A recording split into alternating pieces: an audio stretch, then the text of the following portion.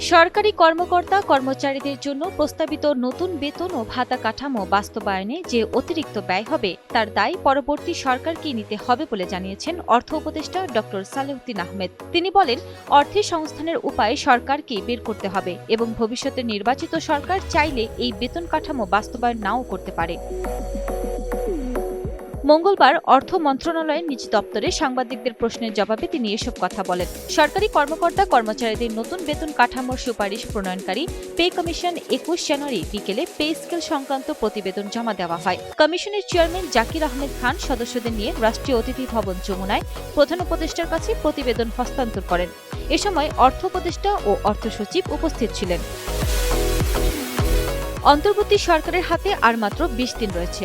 এই সময়ে নতুন বেতন কাঠামো বাস্তবায়ন সম্ভব কিনা জানতে চাইলে ডক্টর সালেউদ্দিন বলেন, কমিশনের সুপারিশ হুবহু বাস্তবায়ন হয় না। প্রতিবেদন পর্যালোচনার জন্য একাধিক কমিটি রয়েছে এবং পুরো প্রক্রিয়ায় সাধারণত ৩ থেকে ৪ মাস সময় লাগে। তবে বর্তমান সরকার বাস্তবায়ন করবে না এমন কথাও তিনি বলেননি।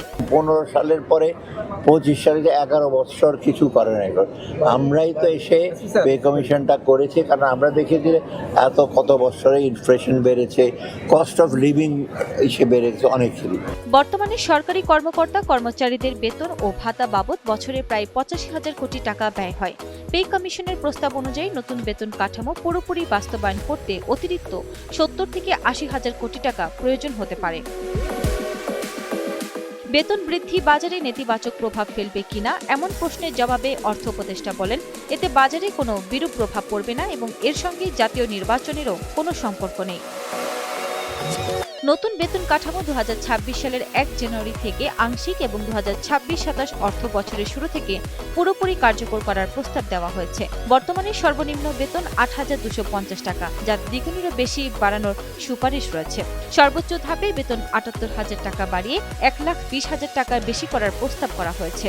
সর্বোচ্চ ও সর্বনিম্ন বেতনের অনুপাত 1:8 রাখার সুপারিশ রয়েছে। ২০২৫-২৬ অর্থ বছরের সংশোধিত বাজেটে বেতন ও ভাতা খাতে অতিরিক্ত ২২,০০০ কোটি টাকা বরাদ্দ রাখা হয়েছে, যা আংশিক বাস্তবায়নের প্রস্তুতির অংশ বলে জানা গেছে।